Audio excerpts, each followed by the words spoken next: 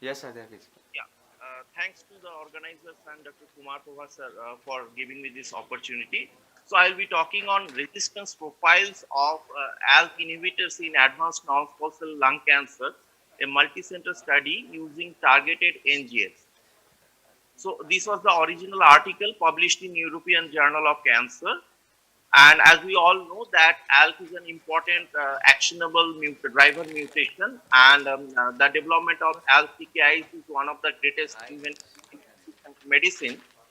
And the median OS we achieve these days with ALK TKIs exceeds 5 years. And we have at least 5 different generations of ALK inhibitors as per in first line setting as per the NCCN guidelines. However,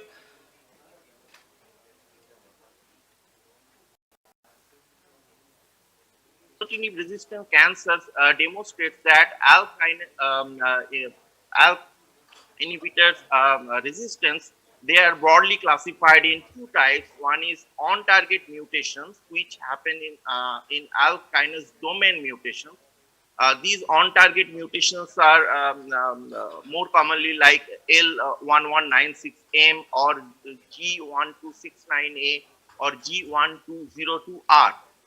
And there are other types of resistance which are off-target or bypass resistance mechanism, which happens outside the ALK kinase domain. That is in different receptors like EGFR receptors, KRAS, or KIT mutation. So, different second generation LTKIs, they can overcome many secondary on-target mutations like gatekeeper mutations, L1196M mutations. And lorlatinib, the third generation LTKI, which is novel drug which can overcome the resistance mutation of G1202R mutations, which is a resistance to all other second line TKIs. So aim of this study was to evaluate the resistance mechanism of ALK TKIs using NGS on resistant cancer tissues as well as cell-free DNAs, and this will help us to decide the second line TKIs, choosing the second line TKIs. So this was a multicentric prospective study conducted at 8 medical centers in Taiwan, and eligible all patients were ALK positive NSCLC who progressed on at least one line of TKI. So coming to methods, the targeted NGS studies were done on re-biopsied cancer tissue or cell-free DNA from patient's blood.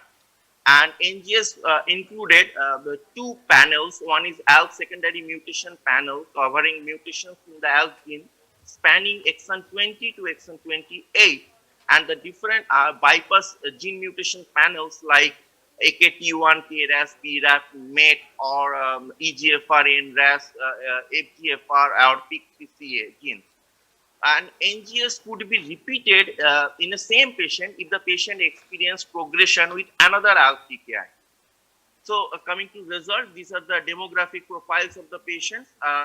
As we can see, 92% of the patients were tested ALK positive with IHC. And coming to the distribution of patients progressed on different ALK TKIs, most common was crizotinib. 32 patients progressed after crizotinib, followed by 24 patients after alectinib, 18 patients progressed after ceritinib, and lorlatinib, 18 patients progressed. This is the second largest series of resistance mechanism after lorlatinib. So coming to result, NGS was performed in 31 cancer tissues and 90 cell-free DNA samples. 20 of them were paired samples, and the concordance rate between tissue and cell-free DNA NGS was 45%. Now, the most important part is the different mutations profile after crizotinib resistance. These are the pie chart. Out of 32 patients who progressed on crizotinib, 7 patients were detected to have mutations, of which in cancer tissue, 3 mutations, on-target mutations like L1196M or I1171T or D1203N were detected. And in cell-free DNA NGS, there are 2 compound mutations and there are 2 bypass mutations like EGFR or PIK3CA.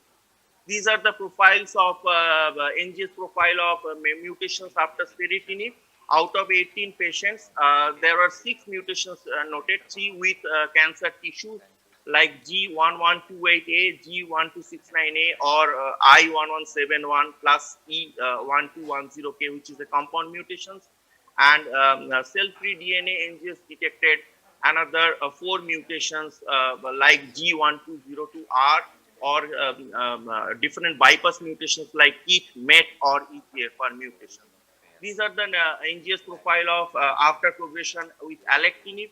As we can see, out of 24 patients, 5 patients they had mutations, and with NGS on cancer tissue, 2 patients had G1202R, and cell-free DNA NGS detected different mutations profile like G1202R, or compound mutations or bypass mutations like EGFR.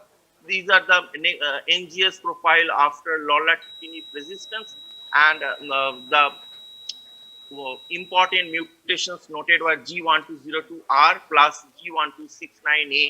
This is compound mutations detected in 2 patients. In patients progressed after brigatinib, out of 4 patients, NGS were negative in all the patients. So coming to discussion part, the resistance mutations were found in 39% of rebiopsied samples and 16% of cell-free DNA So samples. please try So to, excuse me, sir. So please try to conclude, sir. yeah, I'm concluding. Cell-free DNA NGS in addition to tissue NGS from rebiopsy may increase the mutation rate, and the concordance rate was 45%. So the take-home message is mechanism of resistance to ALK is heterogeneous. ALK mutations happen less than one-third of patients, and in this cohort, 11 to 22% of patients had mutations, and compound mutations are particularly significant to lorlatinib. And so, I would like to conclude with the message that we should do NGS in any patients who are progressing on first line in TKI, to identify whether the patient is actually sensitive to lorlatinib or not. Thank you. Thank you. Thank you, Dr. Sudeep. Our next speaker is Dr. Nikhil Pandey. Dr. Nikhil is a consultant medical oncologist at HCG